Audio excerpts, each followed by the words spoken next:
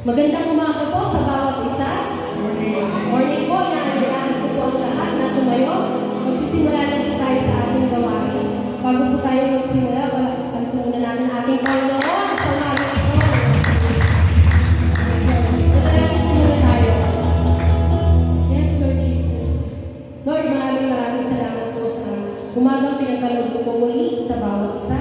Salamat, Lord Jesus, na nandito kami para purihin ka, pasalamatan ka at sambahin ka, Lord Jesus. Patuloy na itinataas po namin ang aming gawain ngayong umaga.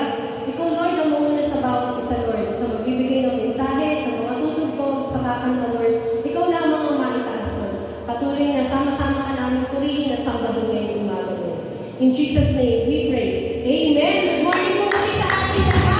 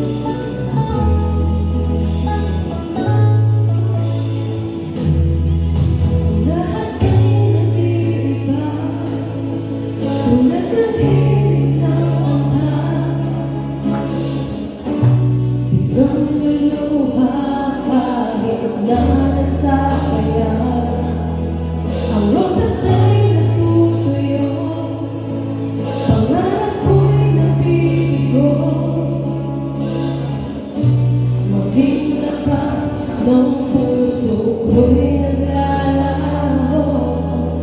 O Jesus, pag-ibig mo ang tanging pinagbabago. Pakinggan mo ang awit ko, di na magbabago ang pag-ibig mo sa'kin. Kahit anong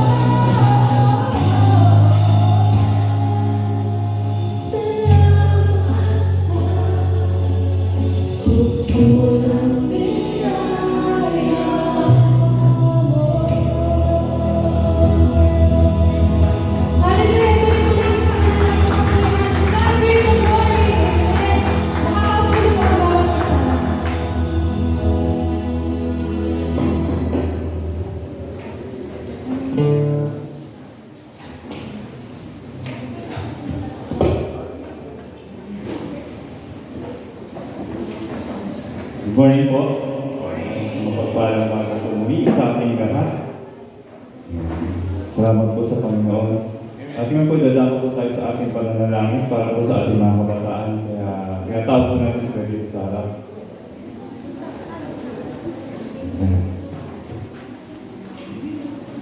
Napakahalaga po ng ating tungkulin para sa mga batang ito. Sila po ipanalangin, ilapit sa ating Panginoon, bigyan ng pagpapala sa kanila. Iunat po ating mga kamay sa kanila, tayo po manalangin. Panginoong Hesus, narito nga po kami, Lord. Nilalapit sa inyo, tinataas ang mga kabataan ito.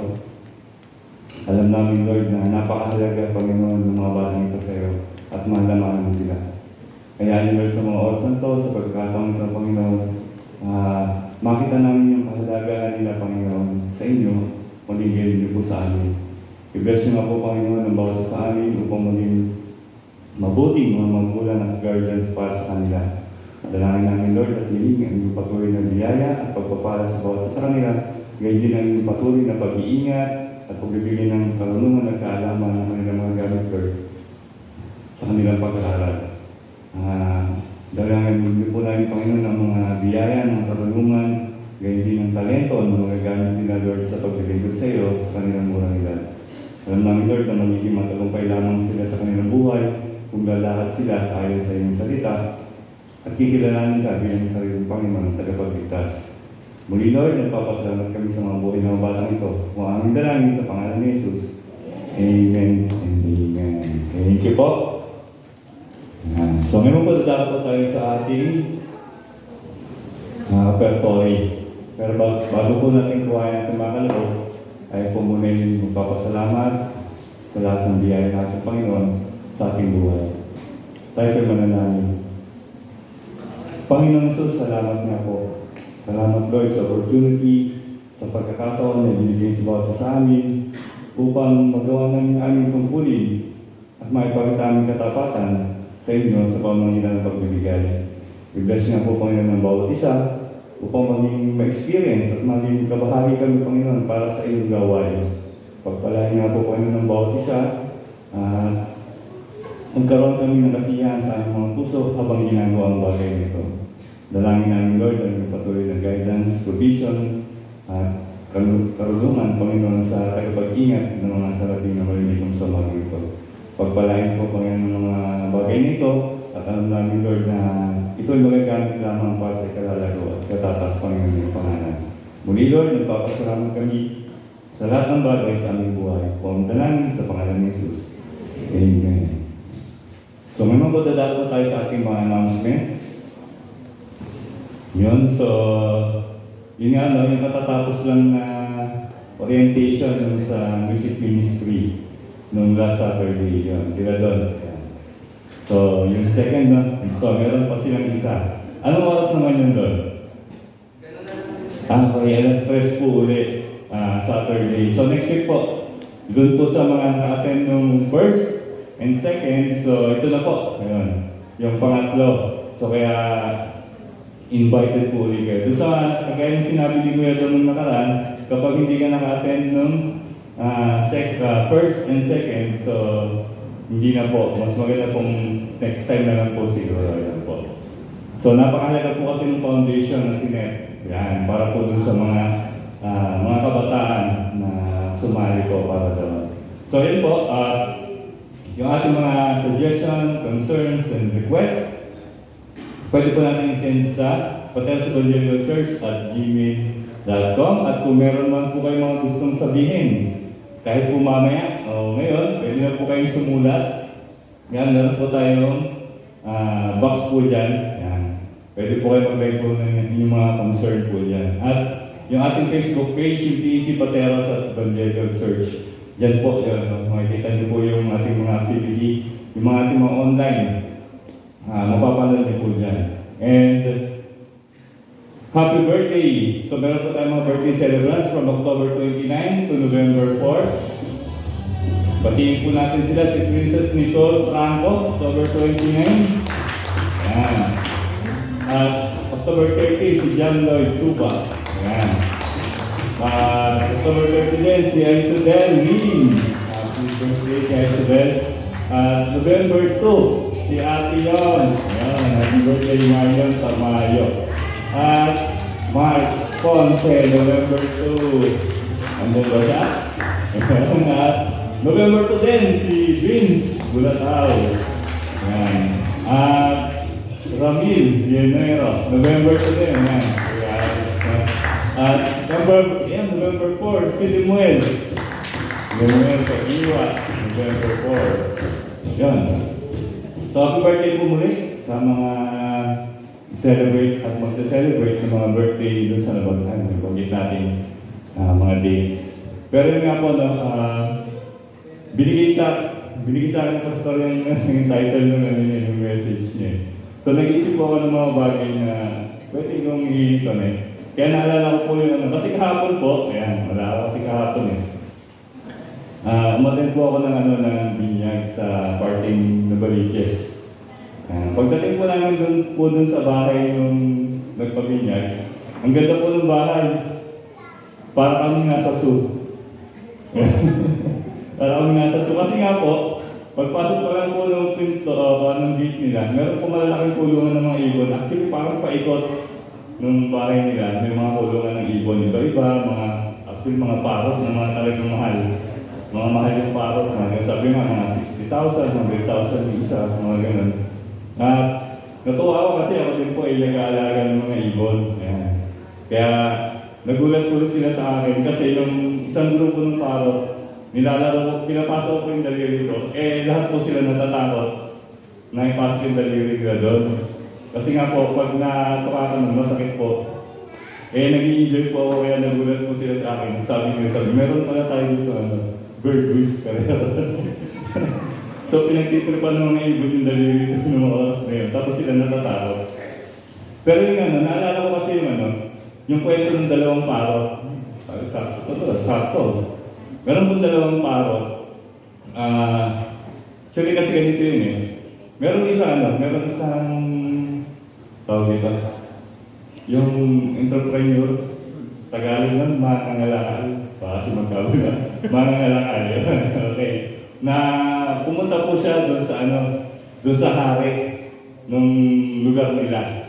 Ngayon, siyempre po, dinalaw niya to. Tapos, kasi matagal na sila magkaibigan Ngayon, dinalaw nga niya yung hari doon sa nung lugar nila. At dahil sa pangyayari ngayon, natuwa yung hari doon sa pagdalaw ng kanyang kaibigan.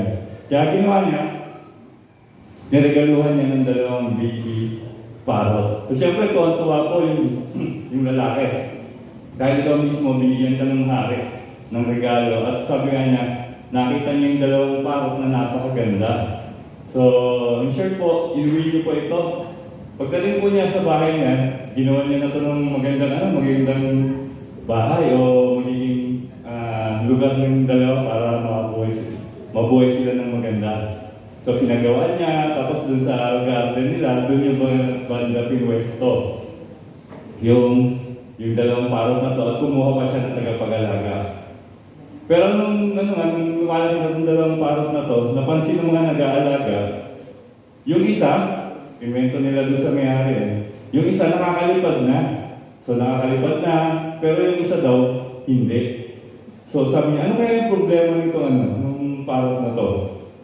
Bakit kaya hindi pa rin siya lumilipad hanggang ngayon?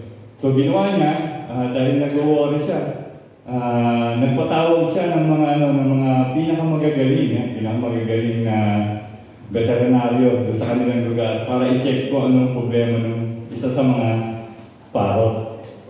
So ngayon, nung nandun na siya, nandun na yung mga tinignan, ngayon, yung report ng mga veterinaryo sabi, wala naman po palang sakit yung parot nyo. Chinek namin, chinek yung BP Chinek namin yung mga kalagayan niya, at malusog naman po, wala po siyang problema. Kaso nga po, din namin na hindi talaga siya lumilipad. So nandun lang siya, nakadapo lang siya doon palagi, hindi siya umaalis kung saan yung pwesto niya.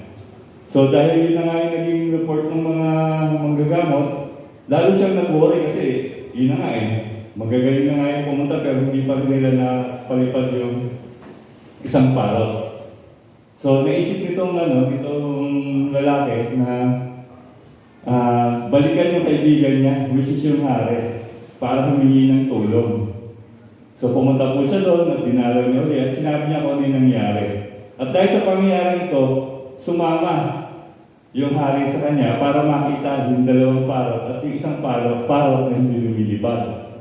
Tapos habang nagpe-prepare siya nung magiging merienda nitong hari, mamaya pagtingin niya, nakita niya lumilipad na.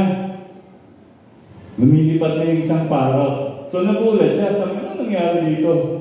So ngayon lumapit siya dun sa hari, tinanong niya, ano po yung ginawa niyo? Paano niyo po napalipad yung parot? Paano po siya umalis dun sa kanyang pwesto o sa kanyang dinadapuan? Sabi sa kanya ng hari, pinutol ko lang yung sanga kung saan siya nakadapo. So ibig sabihin po dahil sa pagkaputol ng sanga kung saan nakadapo yung parot, naisipan niya pong lumipad. Yun po. So, ibig sabihin po ito, sa ating buhay, sabi nga, marami tayong pangarap. Alam, binigyan tayo ng kakayahan ng Panginoon para abutin natin yung mga pangarap natin sa buhay. Kaso, kadalasan, nangyayari, natatakot po tayo. Natatakot tayo tayong umalis, kung saan tayo nandoon, natatakot tayo sa mga pwedeng sabihin ng mga tao, natatakot tayo na baka hindi natin kayanin kung aalis tayo doon sa pwesto na yun.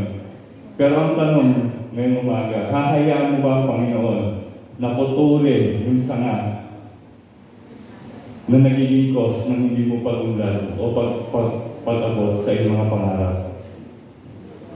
So yun po, no? So napakaganda, sabi nga, maaaring sa buhay, ito nga yung nangyayari.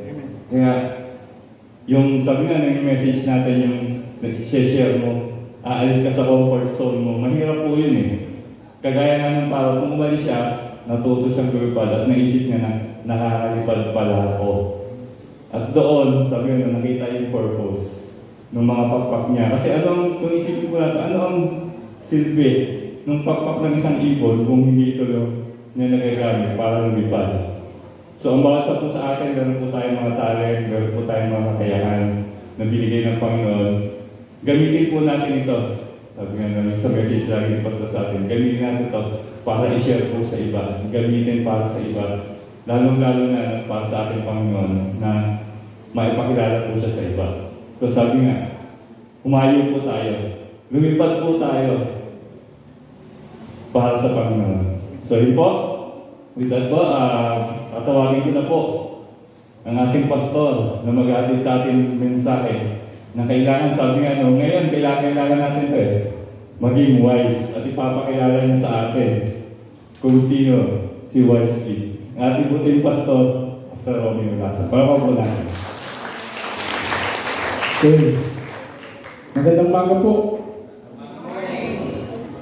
Alam niyo po, natatakot ako nung nagsasalita si Kuya Chris. Di ba pinutol po yung ano? Ano yung pinutol? Yung sanga.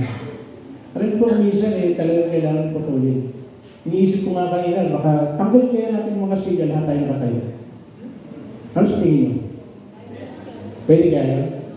Pero alam niyo ba, sa lumang tipan, pag nagsasalita si Moses, si Moses ang nakaupo, yung mga nakikinig sila yung nakatayo.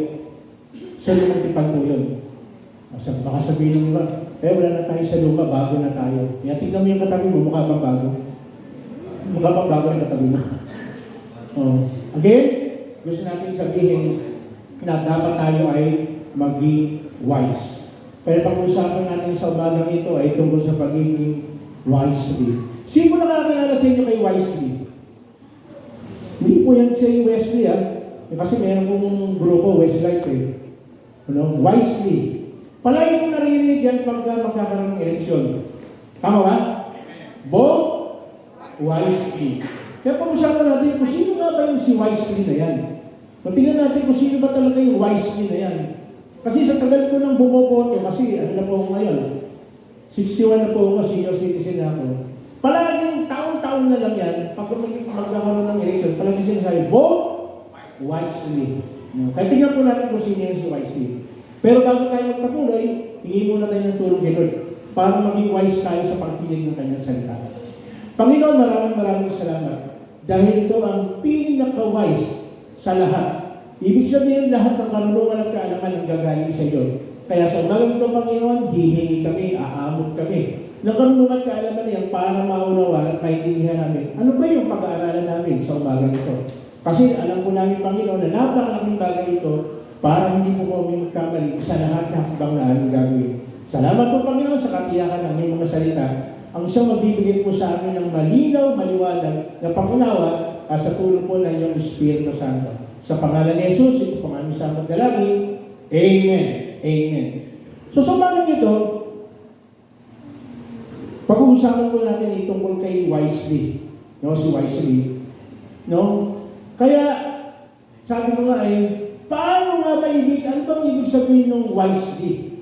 Yung wisely na sinasabi namin palagi is yung kailangan pumili tayo wisely. So kung pagkakaroon tayo ng pagboto, sino sa inyo rito yung nakarehistro mo boto? Bukas. So palagi ko pong sinasabi ito, kung hindi ka boboto bukas, wala kang karapatang magreklamo pag nagkamali yung nakaupo. Okay? Ulitin ko po. Kasi kung minsan, maraming hindi mo boboto, tapos nagreklamo doon sa nakaupo. Wala kang karapatan. No, wala kang karapatan dahil hindi ka naman pumili eh. Wala kang karapatan. Kung bumoto ka, okay. May karapatan ka. Kaya lang, ito ang problema po. No? Kuminsan, dumating kayo sa time na parang, teka, boboto ba ako o hindi? Kuminsan, ito pa yung kamatakaran dahil sa probinsya. Magkano ba? Magkano ba? Nakarasaw ba kayong ganyan? Magkano ba? Magkita tayo doon. Basta, alam mo na, you know what to do. Pero, sa bagang ito, bilang mananampalataya, kailangan maging wisely tayo sa ating decision making na gagawin. Pero sino nga mas wisely? Tingnan natin isa-isa. Unang-una, tingnan mo natin. Dapat merong wisdom. W. Sabi sa Psalm 111 verse 10, the fear of the Lord is the beginning of wisdom. All who follow His precepts have good understanding. To Him belongs eternal life. Pero sabi sa Tagalog, tingnan mo na sa Tagalog, ang pagsunod at paggalang kay Yahweh simula ng karunungan, taong masunurin, pupurihin lubos, pupurihin ang Diyos magpakailanman. So, ibig sabihin pala ng W, yung wisdom, dapat merong takot kay Lord yung ating iboboto. Pansinin po niyo, lahat pala tumatakbo, nagsasabi sa demonyo ko, iboto mo ko. Meron ba? May narinig na kayo meron? Wala. Wala na sinasabi, ito may takot sa Diyos to. Paano may takot? Kailan i-evaluate natin, ano yung sabihin ng klaseng takot? Kasi dalawang klase pang takot. Yung takot na ayaw lumapit kay Lord, dahil ang takot, dahil daming kasalanan. O yung may takot na ayaw gumawa ng mali, kasi out of preference kay Lord, ayaw niyang siya'y magkamali. Tama? Parang ganito, wala mo namang inuulit-ulit to, nanay at tatay. Gusto mo ba yung anak mo magkakaroon ng takot sa'yo dahil mahal ka o natatakot lang sa sinturon na hawak mo? Di ba mas maganda na kaya natatakot gumawa yung kasalanan ng anak mo dahil ginagalang ka? Ayaw niyang masira yung pangalan mo. Ibig sabihin yung respeto niya, napakataas. Ito kasi ang standard ng tatay ko eh. So kung itong standard ng tatay ko, dapat itong gagawin ko. So dapat, merong wisdom. Pag merong wisdom, sabi ko, ang pinagsisimulan daw ng wisdom, may takot kay Lord. Tingnan po niya, pag may takot ka kay Lord, hindi mo sisirain yung katawan mo. Tama ba? Dahil yung templo ng Diyos, napag-aralan na natin yan. So, dahil ayaw mo sirain yung katawan mo, pasensya na kayo, palagi ko nadadaanan ito, hindi ka mag-yosi. Bakit? Sisirain yung katawan mo pag nag-yosi ka, tama? Hindi ka maninigarilyo. Ay, hindi pa isa lang. Hindi ka mag-iinom. Lalo yung hard. No? Kasi sabi nga nun, hindi, pastor, okay lang yun kasi nakalagay naman yun. Drink moderately. Pero ang Pilipino, hindi ganun. Ang Pilipino, kat may nakatayo, ano moderately? Tapusin na yan! Todo na yan! Lalo na ngayon, pag-eleksyon, pero may anong tayo ngayon? May liquor ban. Hindi po pwede mag-inom. Pero pagkatapos kaya, ano kayo mangyayari? Sardo na, dire-diretso na. So, ibig sabihin ganun. So, dapat may wisdom. Dapat may takot kay Lord. Dahil may takot kay Lord yan, hindi magnanakaw yan. Tama? Kasi alam natin, sabi ng Lord, galit ang Lord sa magnanakaw. Tama? Tingnan mo yung katabi mo. Hindi yan magnanakaw, ha? Yan ang tutulong sa atin para makita natin yung mga tao para iwasan natin. So, dapat may takot kay Lord. Lahat ng tumatakbo, wala kang maririnig na wala silang takot kay Lord. Lahat yan takot. Lahat yan takot. Sabi niya, may takot ako kay Lord. Nakatawa ako kahapon, may kausap ako. Kasi sabi niya rin, di ba lumalapit yung mga kandidato, kakabayan ka, huwag niyo po akong kakalimutan ha. Sumagot daw itong kausap ko kahapon ha. Sige, hindi kita kakalimutan. Huwag naman akong kalimutan. Kasi pagkatapos ng eleksyon, ako nakakalimutan mo. Ikaw, hindi kita nakalimutan. May gano'n, tama ba? May nangyayari na gano'n? Naalala ka ng eleksyon. No? Huwag mo kong kakalimutan ha. Dapat isagot daw pala natin. Oo, huwag mo rin akong kalimutan. Kasi baka ito na yung una at huli natin pagkakamay.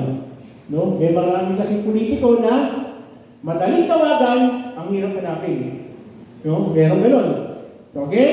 Kailangan merong wisdom. Pero para natin malalaman na meron siyang wisdom, talagang may takot sa kay Lord. Letter I. Ano sabi? Dapat imitator siya sa mga mananampalataya, lalo-lalo kay Lord. Basahin ko natin. 1, 2, 3.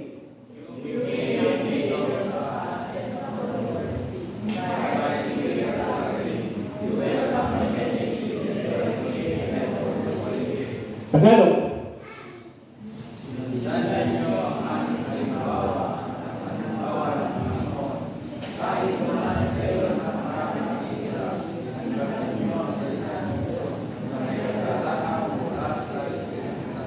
Sinundan ninyo ang aming halimbawa. Ano pa sabi? At ang halimbawa ng Panginoon. Ibig sabihin, yung ibobono natin dapat sumusunod kay Kristo. Yun pala. Hindi lang yung sinasabing may banal na takot kay Lord. Sumusunod, ginagaya yung ginawa ng ating Panginoong Hesus. Ang tanong, yung tumatakbo ba, nakikita mo ba sa kanya? Kasunod ka na ako. Hindi mo na kumuha yan sa pagiging pogi. Kasi marami narinig, ay pogi ka, iboboto kita eh. Okay lang yung pogi. Ano ibig sabihin ng pogi sa atin? Person obeying God's instruction. Okay lang na kung ganun yung pagiging pogi niya. Eh baka yung pagiging pogi niya?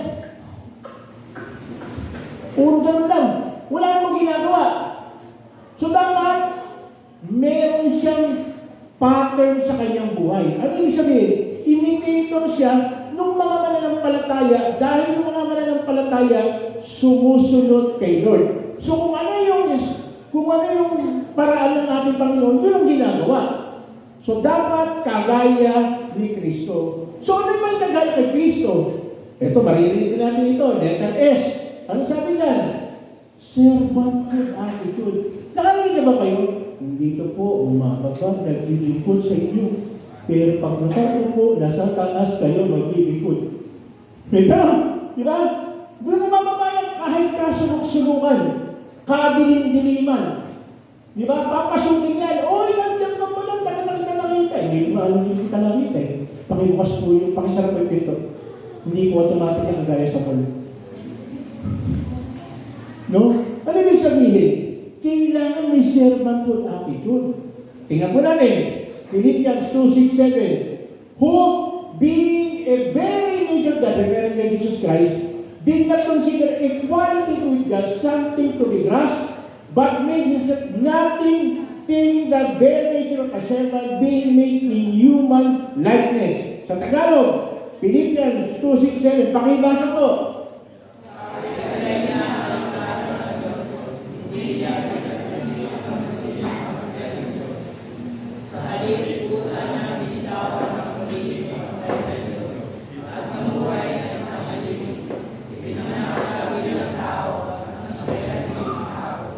Narinig na ba ninyo po ito? Kayo ang boss ko. Narinig na ninyo yun? Yan kaya sabi, narito ako para maglingkod. Sa totoo lang, sarap pakinggan eh, no? Nandito po ako. Gusto ko po kayong paglingkuran sa abot ng aking makakaya. Huwag niyo sana akong makakalimutan. Tandaan po rin, kayo po ang aking pagsisilbihan. Pag nakaupo na, nasa kaya yung pagsisilbi na sinasabi? So, kailangan may servanthood attitude. No? Sabi nga meron pong sinabi sa Bible na, tingnan mo natin, Matthew 26:28. Sabi dyan, hindi ganyan ang dapat umira sa inyo. Sa halip, kung nais mong maging dakila, dapat kayong maging likod sa iba. At kung sino man sa inyong dumaranas maging una, ay dapat maging alipin ninyo. Bakit meron ganyang istorya? Yung istorya po niyan, may dalawang lingkod ang ating Panginoon. Natingnan niyo po lingkod na ng Panginoon, pero may ibang agenda sa buhay. Ano sabi nila? Lord, pag nandun tayo sa kalangitan, itong mga anak ko pwede bang umupo sa kanan at sa kaliwa? Bakit kaya? Kasi gusto nila yung magandang posisyon. Gusto nila yung meron silang tinatawag na meron silang kapangyarihan. Bakit? Kasi hindi talaga servanthood ang nasa utak nila. Kasi kung servanthood ang nasa utak mo, hindi mo hihilingin yan. Hindi mo hihilingin yan. Bakit? Kasi ang servanthood nagsaserve. Nakakatawa ba kayong servant na pinagsisilbihan?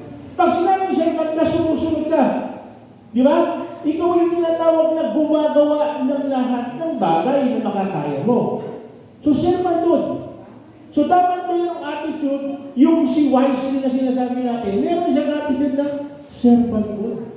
Willing siya na mag-sacrifice. No, ewan ko lang. kung yung mga tumatakbo sa atin ngayon. No, ewan ko lang, kasi ewan ko lang kung gaano katotoo to. Meron daw senador, siyempre, pwede kong sabihin kasi yaman naman yun. Meron siyang senador, na hindi raw niya kinukuha yung sweldo niya. Ang galing ano? Yung sweldo niya sa senador niya kinukuha. Binibigay daw niya doon sa taong bayan. Ang ganda pakinggan, ano? Sana all.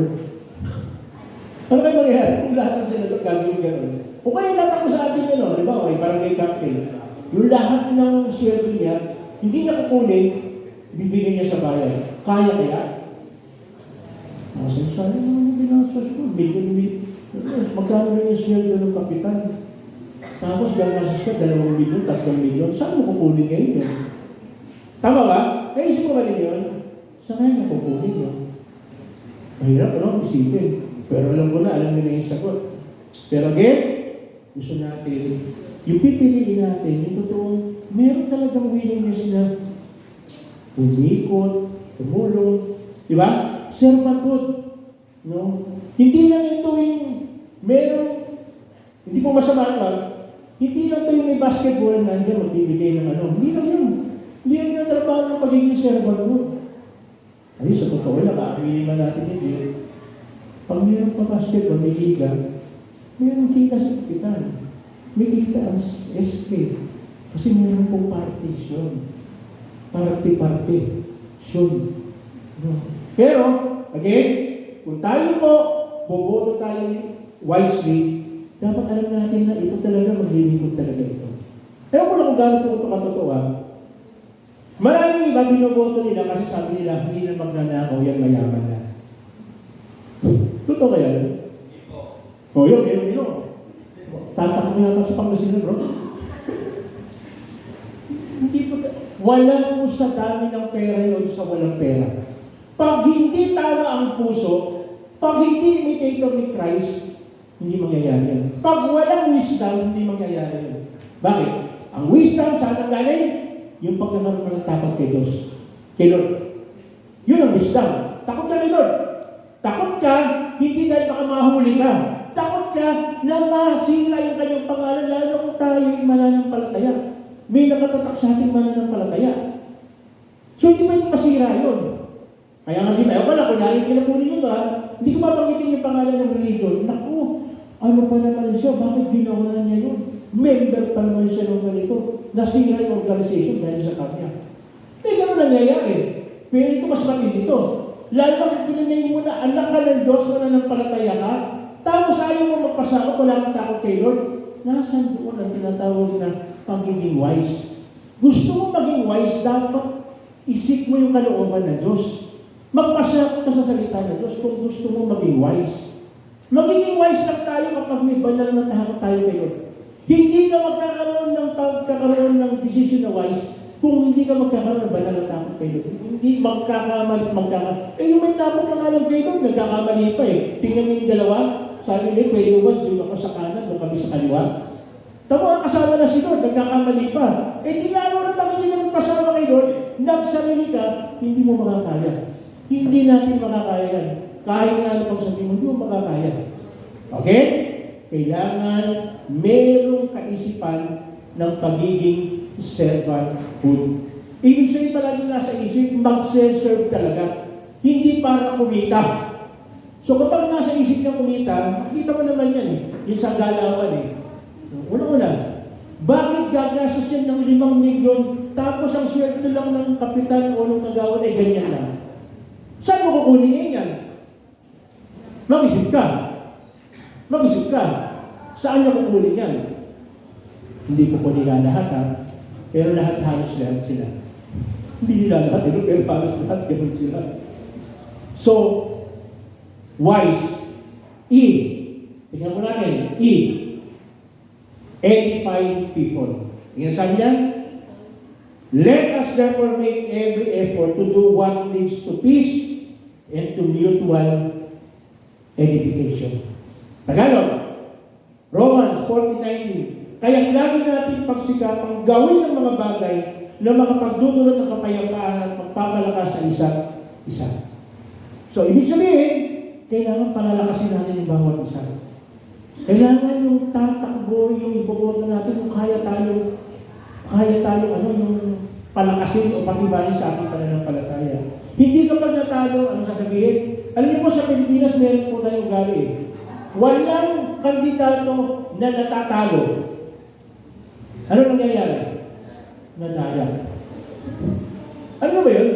Maraming kandidato, hindi mo talaga natalo, nadaya lang daw. Totoo ba yun? Pero dapat, yung tatakbo, pag natalo ka, kaya mong sabihin na, siyang gusto ng Diyos, kaya siya'y nanalo. Siya'y nanalo. So dapat meron talagang masasabi natin na palalakasin niya yung mga tao. Bilib na bilib po ako doon sa mga tao na kapag natalo siya, sasabihin niya, suportahan po natin yung nakaupo. Tulungan po natin yung nakaupo. Dapat may ganun attitude. Tama? May ganun kasi pagka, di ba, ano may pinag-aralan natin ng karali, diba, submission to authorities? Kapag tinayagan nito na nakaupo na yan, wala tayong choice kundi mag-submit dyan. So, hindi mo pwedeng sabihin na, nadaya kasi. Ito masakit. No, may nangyari gano'n eh. Dineclare na siya ang mananalo. Eh, natalo. Eh, mananampalataya pa naman. Ito masakit po. Ano sinabi niya? Nadaya kasi kami. Ang masakit nito, binuwertahan siya nung sinabi niyang nadaya. Ibig sabihin yung Diyos sa pinaglilingkuran mo, pwede palang dayain. Yun ang masakit. Tama ba? Lalo mo nasa tama kang pananampalataya, tapos sinabi mo na nadaya ka, eh pinag-pray mo yun, tapos bigla kang natalo, ano sabihin mo? Nadaya ka? Kakahiya yun. Bakit? Ibabalik sa'yo. Ibig sabihin, baka hindi totoo yung Diyos mo na kayang dayain. Ang Diyos ba pwede madaya? Ang Diyos ba pwede madaya? Hindi. So baka hindi mo pwedeng sabihin na pagka mananampalataya ka, natalo ka, sasabihin mo, nadaya ka. Hindi. Hindi talaga kalooban ng Diyos sa manalo ka. Huwag mo sasabihin na natalo, nadaya ka. Dahil ang Diyos ang pinaglilingkuran natin kahit kailan hindi pwedeng madaya. Dapat i-declare po natin yan. Yung Diyos ang pinaglilingkuran natin hindi pwedeng madaya. So kapag natalo ka talaga, bilang kung ano man yung larangan na ginagawa mo, talagang kalooban ng Diyos. No? Maski sa basketball lang di ba? Pag nagbabasketball, nadaya kami, hindi kami nag-champion. Hindi na kayo nag-champion, nadaya na kayo. Hindi ka kapilila yung referee, 6 nga sila eh. Ang kalaban namin, 7. Minsan, 8 pa. Bakit? Yung 3 referee kanila. Eh, gano'n eh. Pag natatalo eh, aminin natin. Tama? Kaya yung mga tumatakbo, pag ikaw natalo, huwag mong sasabihin na nadaya ka. Huwag mong sasabihin. Sabihin mo, hindi kalooban ng Diyos. Hindi kalooban ng Diyos. Hindi mo pwede. Hindi mo pwede. Kailangan aminin na tayo ay dumating sa ganong sitwasyon. Tandaan po natin, hindi ibig sabihin na, alam mo, kung sa halalan ito, natalo ka, hindi ibig sabihin, talo ka na talaga. Hindi ko sinasabi na sabihin mo, nataya ka. Hindi. Kasi sa harapan ng Lord, panalo ka pa rin. Bakit panalo? Kahit sa harapan ng mga tao, itong tao ko, sport talaga. Kahit na natalo, wala kang maririnig na siniraan niya itong taong ito na nakaupo. Wala. Kaya bilib na bilib po ako sa mga kumakandidato na hindi siya nagsasabi ng kung anong against sa kanyang mga kalaban. Ang sinasabi lang niya, ito yung gagawin niya, ito yung gagawin niya, pero never siya nagtapo ng putik doon sa mga tao na sumisira sa kanya. Alam niyo na, hindi ko sabihin, yung mga nagtakbuhan ng nakaraang taon sa pagiging presidente, hindi sumasaw, hindi nagsasalita ng laban doon sa kalaban. Kung yung sinasabi niya, ito na yung gagawin ko, ito yung gagawin ko, no, yun ang sinasabi niya. Again, dapat mag-edify tayo sa mga tao. Bakit? Kasi kailangan sa panahon natin, kailangan natin yung palakasin yung bawat isa eh. Tama ba? Lalo na, nandiyan na po yung mga sign. Malapit na dumating si Lord. Yung nangyayari sa Israel, yung binigera siya, nakasulat po sa Bible yun. Na malapit na dumating si Lord. Tapos ito, nasa isip mo pa rin eh. Paano ka mananalo sa ganyan? Hindi ko sinasabing masama po yun. Hindi ko sinasabing masama. Ang sinasabi ko lang, hindi yun ang priority natin sa Lord. Ang priority natin sa buhay is yung kung paano tayo makakasiguro na tayo makakasama pagdating ni Kristo. Yun ang pinakamahalaga sa lahat. Kasi sabi nga rin sa Biblia, di ba? Makamtan mo man ang buong mundo pag nawala ang iyong kaluluwa, anong ipagpapalit mo sa iyong kaluluwa? Anong ipagpapalit natin? So, ang laban natin dito sa mundo, temporary lang. Pero yung pagpunta natin sa Panginoon, yun ang dapat binibigyan natin ng malaking importansya. Kasi malapit na po dumating yung ating Panginoon. Dapat palagi namin yung mindset natin na malapit na dumating si Lord. So kung malapit na dumating si Lord, ano yung pinagkakabalahan natin? Ano ba yung mahalaga? Okay yun, tumatakbo ka. Gusto mo makatulong sa kapwa. Ano ba, Chris, yung kapwa? Chris? Yung puro gusto ko maging kapwa na lang para lahat ibigay sa kanya. Yung kapwa na alala ko. So ibig sabihin, dapat ang nasa isip natin, iboboto ko ba itong si Wisely? Talagang kailangan wisely. Pangalawa, sumunod po, is yung loving even yung kanyang enemy. Tingnan po natin, Matthew 5:43. Pakibasa po, 1, 2, 3.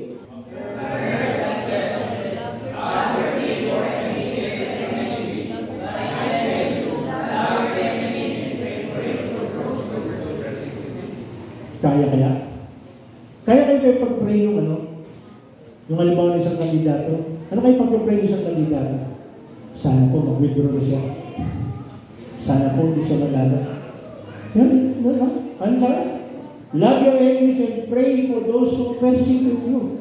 So kailangan, mahalin daw natin even yung ating kaaway. Mas maganda sa Tagalog, basahin ko natin sa Tagalog. Narinig ninyong sinabi, ibigin mo ang yung kapwa at kamuyan mo ang yung kaaway. Sa Testament po kasi ganun. Pero dito sa New Testament, si Jesus Cristo na nagsabi, ngunit ito naman ang sinasabi ko sa inyo. Ibigin ninyo ang inyong mga kaaway at panalangin ninyo ang mga umuusig sa inyo. So kapag meron pala umuusig sa atin, dapat ipag-pray natin. Inuusig ka, talagang kasama yan. Kasi kapag mananampalataya ka, hindi pwedeng hindi ka usigin. Given na yan. Bakit? Mismo nga ating Panginoon gumagawa ng tama, inuusig Kapag, ito pala ito pong sinasabi ko, kapag gumagawa ka ng tama, maraming magagalit sa iyo. Kapag gumawa ka ng mali, meron pa rin magagalit sa iyo. Saan ka pupunta? Piliin mo nung may magalit ng tao, pero si Kristo ang magalit sa iyo. So, gusto ba ni Lord, mahalin natin ang ating kaaway? So, kapag natalo ka, o kung merong bagay ng pinagtalo na natalo ka, huwag ka mag-aaral ng, Lord, you know what to do. Alam niyo na. Ganun din po yung sinabi ng mga disipulo ng ating Panginoon, naglalakad sila nung meron ng tutungayaw, nagsasabi sa kanila. Sabi ng dalawa ng Lord, gusto niyo ba magpababa ako ng kinggan, patamaan ko yung mga yan? Ano sabi ng ating Panginoon? Nirebuke sila. Kasi paano magpapakita yung mahal mo yung kaaway, may nagsalita lang ng against sa'yo, sabi mo na agad, patamaan ng kinggan. Hindi ganun.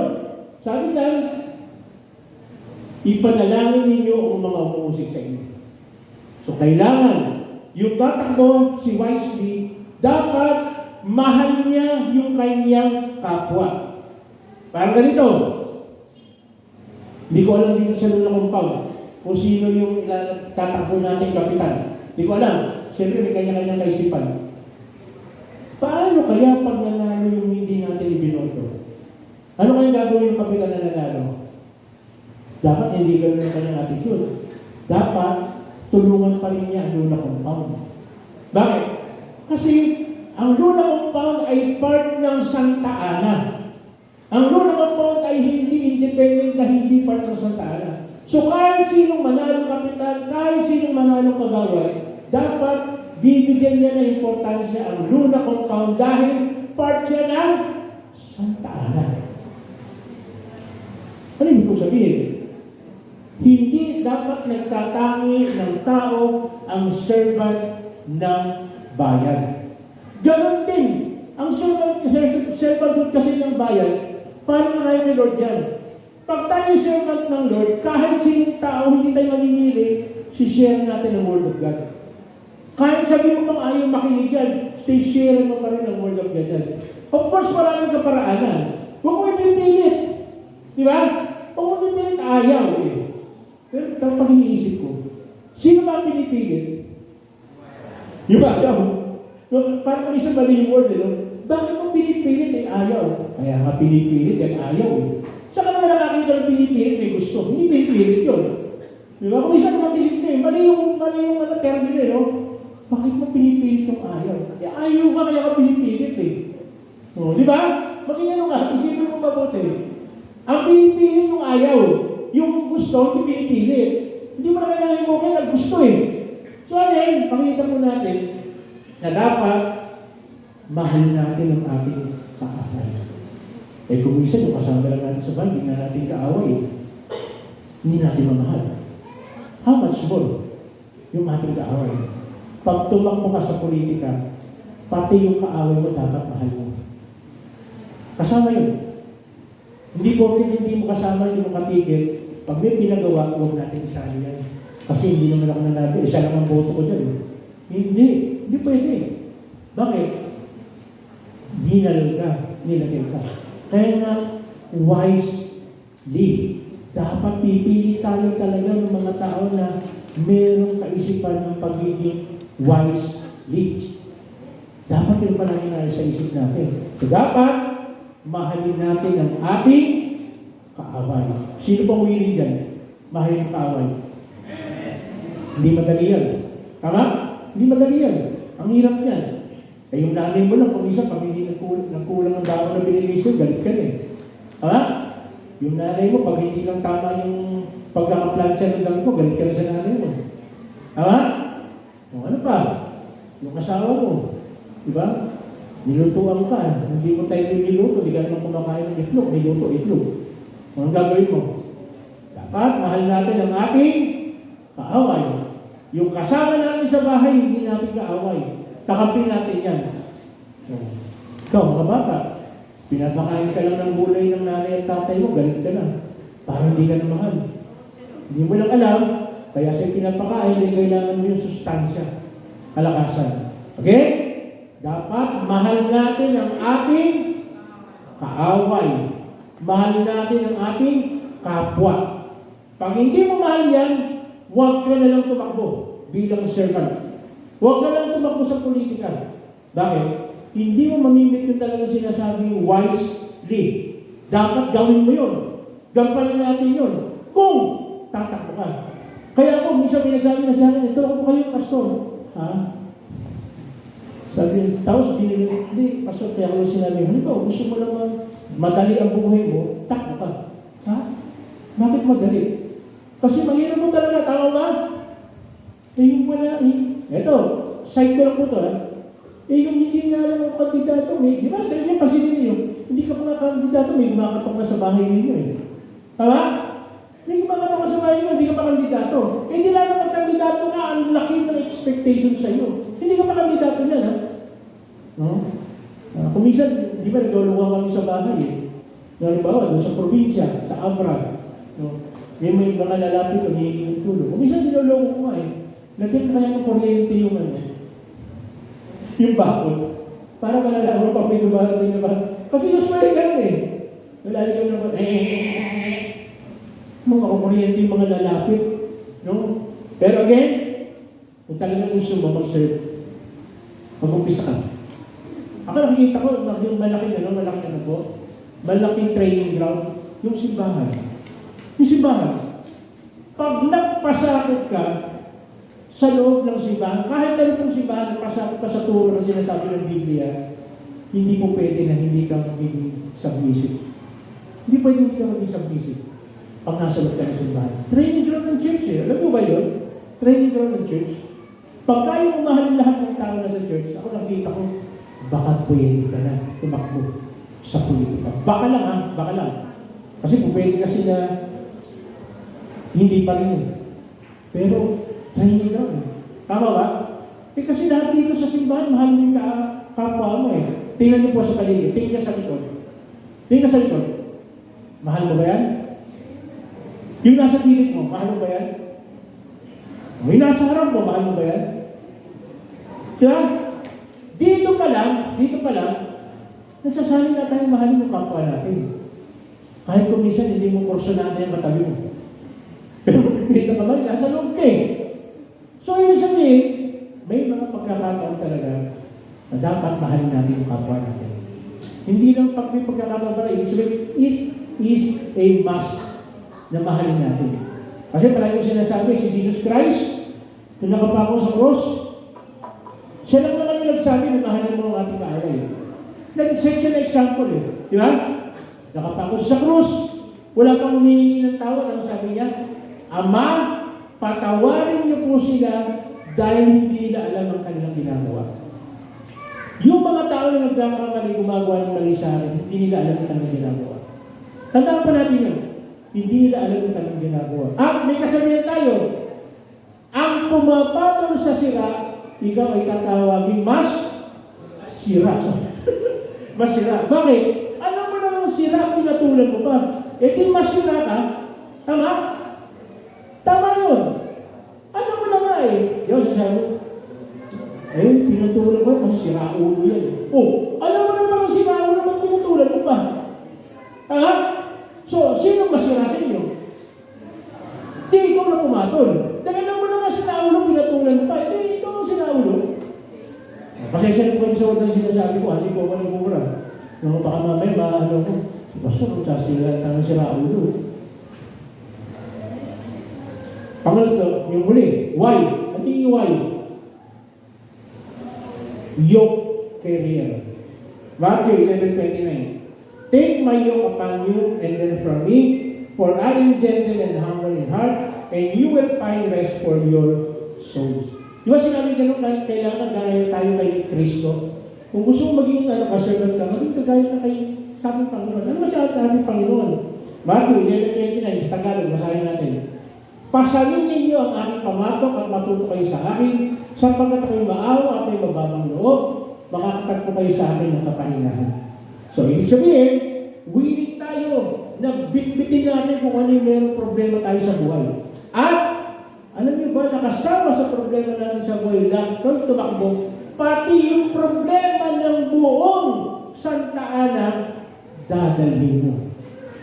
Tatakbo ka ba? Kung ikaw?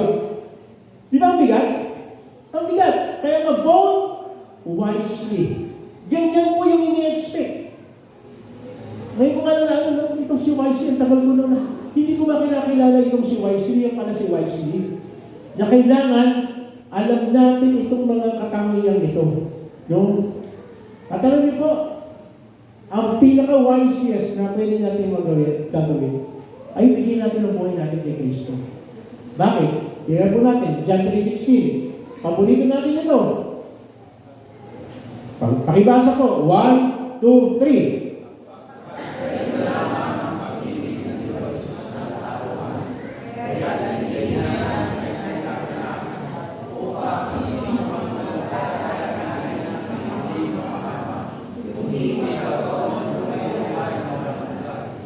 Di ba wise mo po yan? Kung meron tayong iboboto sa buhay natin, ang ating Panginoong Diyos, boto natin sa buhay natin, tanggapin natin. Bakit? Merong buhay na walang hanggan.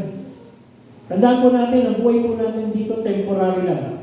Hindi po ito forever. Meron po pa kayo sa kabilang buhay. Ang tanong, kasama kaya tayo? Kasama kaya tayo? Dapat maging wise tayo. Anong gagawin natin? Ang isang wise na tao, sinisigurado niya yung kanyang future. Tama ba? Sino po dito yung sinasabi mo ano ka lang, kesera sila? Bahala na kung ano mangyari. Hindi po wise mo yun. Dapat inahanda mo yung sarili mo sa susunod na mangyayari. Tama ba? Alam mo, malapit na. Parang ganito, sino po dito yung may sasakyan?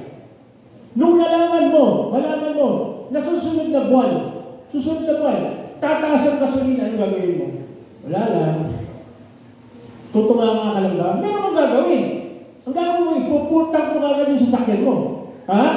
O kung maaari, meron ka pang lalagyan, mag-extra ka pa. Bakit? Kasi wise mo yun eh. Hinahanda mo yung future. Eh tayo, hinahanda mo ba natin yung future natin? Ano mangyayari natin pag-alis pagdating ng panahon? Lalo na ngayon, sinasabi ko nga po sa inyo, malapit na dumating natin panahon. Ang tanong, kasama ka ba? Kasama ba tayo? Kasi kung hindi ka kasama, naiiwan ka. Anong gagawin mo ngayon? Diba? Kaya dapat panoorin na po natin dito yung palabas ng rapture. Eh. No? Maraming naiwan. No? So dapat, alam natin. Ang isang pinaka-wise, yan. Dapat tanggapin natin. Wise move yan. Hinahanda natin yung sarili natin. Pagdating ng ating Panginoon, tayo kasama. Ano pa? Tingnan po natin. 1 John 1:9. Sabay-sabay po tayo. Basahin po natin. 1, 2, 3.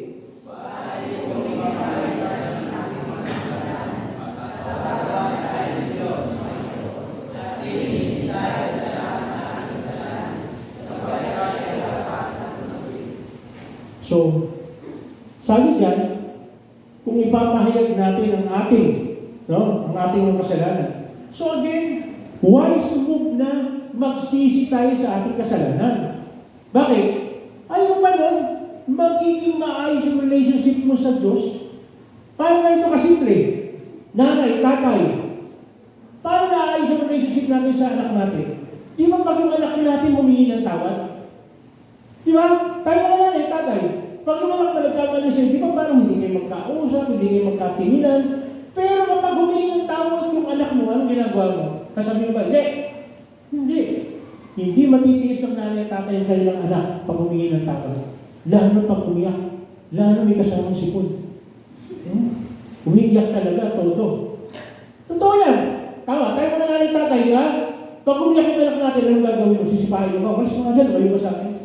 Walang tatay na matirong tatay na gano'n. Nanay, pag umiyak yung anak mo, humingi ng tawad, nakikita mo talagang humihingi talaga ng tawad na totoo. Kahit ang daming nagawang kasalanan sa inyo, napapatawad mo yan. How much more kaya si Lord? Nakayanan naman siya nagpunta rito, namatay sa krus para tayo lahat ay patawarin at bigyan tayo ng pangalawang buhay. Pagkakataon. How much more kaya? Mga nanay at tatay na dito sa lupa, nagkakamali, nagkukulang tayo, nagkakasala tayo, pero pag humingi ng tawad yung mga anak natin, pinapatawad natin. How much more kaya si Lord? Yung talagang totoong tatay natin na nasa langit, na humingi tayo patawarin. Ang tanong lang, gagawin ba natin yan? Hingi ka ba ng tawad? Kasi kung di mo gagawin yan, papasok ka rito sa Romans 6:23. Tingnan natin. Romans 6:23. Sapagkat kamatayan ang kabayaran ng kasalanan. Lahat tayo nagkasala. Walang exempted dyan. Lahat tayo nagkasala. Kamatayan ang kabayaran ng kasalanan. Patungo tayo sa dagat-dalatang apoy. Kaparusahan. Pero, ito po maganda yung ngunit eh. Ngunit, ang walang bayan ng kaloob ng Diyos ay buhay ng walang hanggan sa pamamagitan ni Kristo Jesus na ating Panginoon. So, huwag tayo maging matigas. Ibigay natin ang buhay natin sa ating Panginoon. Isurrender natin sa Kanya. Kasi yung pinaka-wise na pwede natin gawin sa buhay natin. Gusto ng Lord, makita na tayo ay magkaroon ng katiyakan ng buhay na walang hanggan. Ayaw ng Lord na tayo makahamak. Gusto ng Lord, magkaroon po tayo ng katiyakan. At gusto ng Lord, maranasan natin yung tinatawag na abundant life. Ang abundant life po hindi dahil marami kang pera. Maganda rin yun. Pero abundant life, yung kayo sa buong pamilya ninyo nagkakaisa kayo para kay Kristo. Yung buong kasamahan mo sa trabaho nagkakaisa para kay Kristo. Yung kasama mo sa eskwela, nagkakaisa kayo. Masaya kayo. Diba? Yung meron kang kalakasan, malakas ang pangangatawan mo, at malaw ang kaisipan mo. That's abundant life. Yung abundant life. Wala po yan sa estado natin sa buhay. Wala po yan sa dami ng ating pera. Wala po yan sa dami ng sasakyan o materyales sa meron tayo. Ang abundant life, yung meron kang kapayapaan. Yung palagi sinasabi mo kayo, salamat po Lord, meron akong ganito. Salamat po Lord, dahil meron pa akong pagina. Kaya nga dapat sa umaga, pagkagising natin, ang dapat natin pang bibig natin kagad. Lord, salamat. May bago na naman pag-asa. May bago na naman ipagagawa sa akin. May bago na naman akong mission na gagawin para sa iyo. Ito ang pinakamaganda. Pinaka-wise na pwede po natin gawin sa buhay na ito is magkaroon po tayo ng katiyakan ng buhay ng walang. Kasi lahat yung mga tumatakbo, marami ipapangako sa atin. Maganda pakinggan. Pero si Lord, yung pangako niya, buhay na walang hanggan. Hindi mababago yun. Hindi mawawala yun. Kahit isa pa, ay dumating ang napakadaming taon, hindi mapapalitan yung pangako ng Diyos sa atin. Palagi gusto ng Lord, palagi magkaroon tayo ng katiyakan ng buhay na walang hanggan. Gusto ng Diyos, maayos na buhay. Gusto ng Lord, nakita natin ang ganda ng buhay. In spite na sa panahon ito, kung ano man yung kalagayan mo sa buhay, nasa isip pa rin ng Lord, pwede niya pagandahin yun. Kahit nasa ang sitwasyon ka pa ng buhay. Maaaring sa tingin mo, nahihirapan ka. Parang hirap ng buhay. Hindi lang ikaw nakakaranas sa ganyan. Pero kapag nagtiwala kay Lord, maraming mga bagay na pwede gawin ang ating Panginoon. Tayo po ito ba yun? Tayo po ito mananalangin. Kapatid, sa mga oras ito, hindi ko alam kung meron ka na bang napupusuan na kandidato o iboboto. Pero sabi niya nun, vote wisely. Pero, yung wisely na sinasabi, ito yung may mga katangian na dapat merong wisdom, imitator ng salita ng Diyos, may servant attitude, may tinatawag na edification para sa mga tao, at loving siya sa lahat ng tao, at willing na pasanin lahat ng mga bagay-bagay. Yung katangian ito, makikita natin sa ating Panginoon. Tanging siya ang merong ganitong katangian. Yung mga tao na nandito sa lupa, hindi niya makukuha lahat ito dahil hindi perfecto ang tao. Pero ang ating Panginoon, kayang-kaya niyang gawin ito mga bagay nito. Kaya kung sa araw na ito, ito yung pagkakataon na pwede ihalal mo ang ating Panginoon sa buhay mo. Ibigay mo ang buhay mo sa ating Panginoon. Iboto mo siya sa puso mo, ilagay mo sa puso mo. Kasi ito yung tamang paraan para ikaw yung katiyakan ng buhay mo. Kaya kapatid, ako'y mananalangin ng pagtanggap, pagbibigay ng buhay sa ating Panginoon.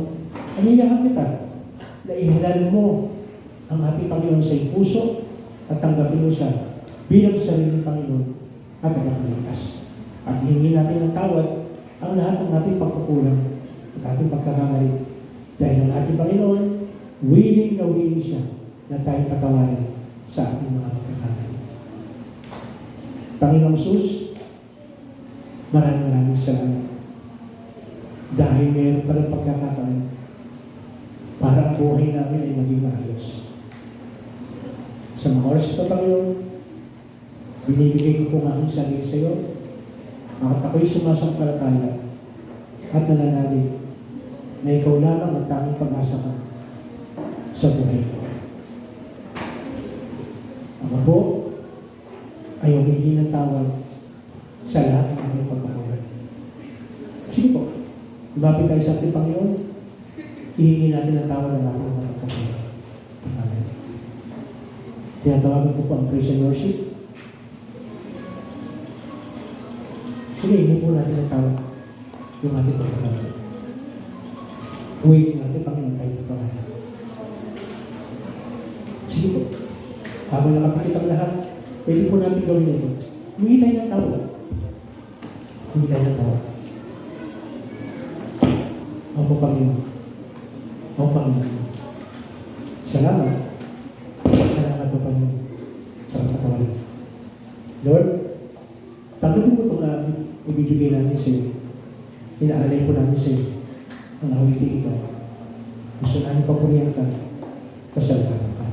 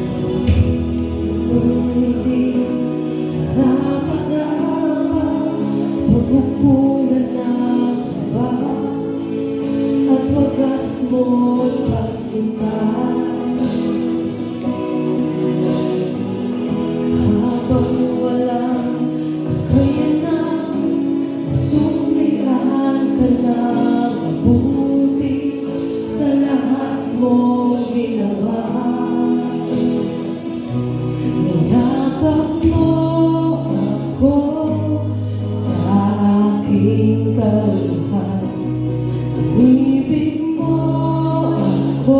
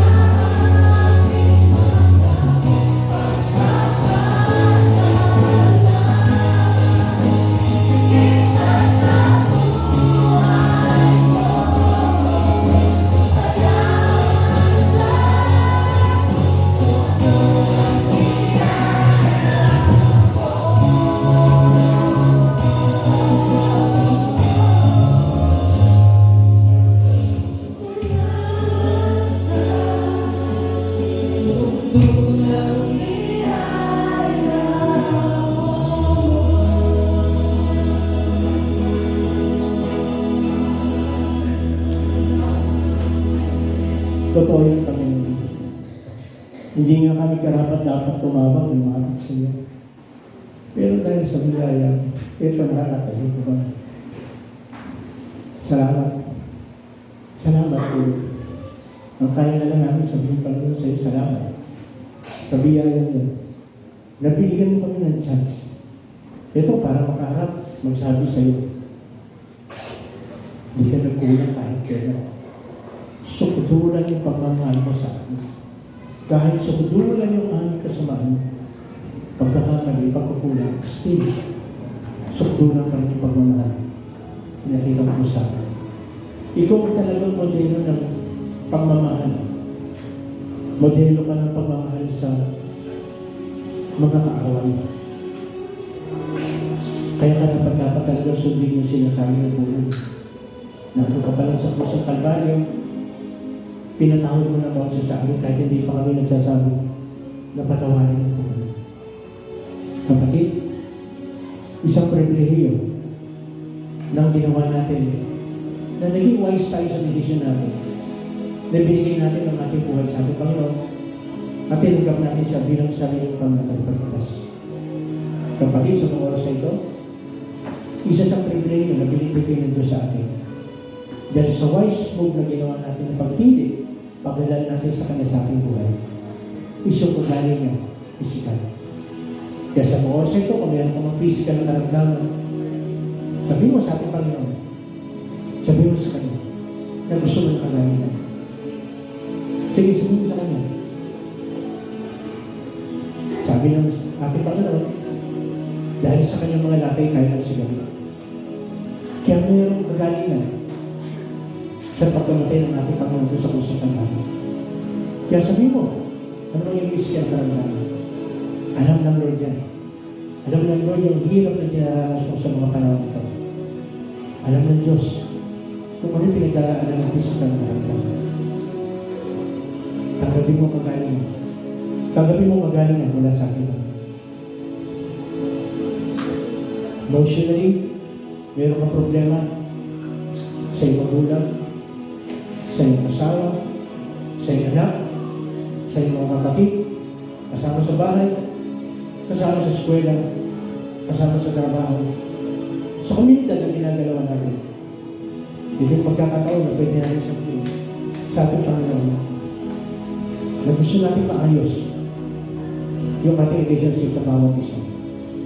Kasi gusto ng Panginoon meron tayong peace sa lahat ng tao. Gusto ng Lord, mahalin natin na walang condition yung ating kapwa.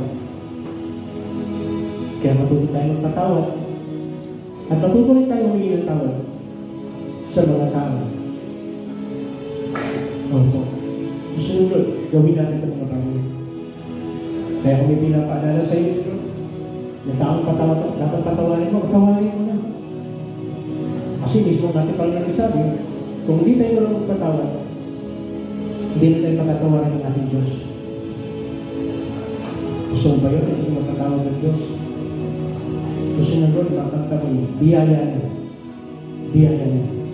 At isang biyaya niya is yung makalaya tayo sa pagkakaroon ng hatred sa ating mga kapatid. Alam ito, meron mga bagay na mahal sa iyo para makapag-serve kayo. Ano mga klase ng bisyo, gusto nyo doon makalaya ka dyan. Ang tanong lang, gusto mo ba talaga makalaya dyan? Sabihin mo sa mga oras ito, hindi ka sa ating Panginoon, na makalaya ka sa lahat ng mga spiritual battles. Lahat ng klase ng bisyo, makalaya ka. Idolatry, witchcraft, horoscope, hindi gusto ng Lord na magtiwala kayo doon. Gusto ng Lord kung titiwala kayo sa Kanya, totally surrender sa Kanya. Wala na iba. Ang ating buhay ay nakalaan para sa ating Panginoon. Sabihin mo sa Kanya. Sabihin mo sa Kanya. Financially, grab ka sa mga panahon nito, hindi yan ang design ng Lord. Hindi yan ang design ng Lord. Ang design niya, pagpalain niya yung kayong mga anak. Dahil tayo gagamitin ng Diyos sa channel of blessings. Tayo ang channel of blessings sa lahat ng tao.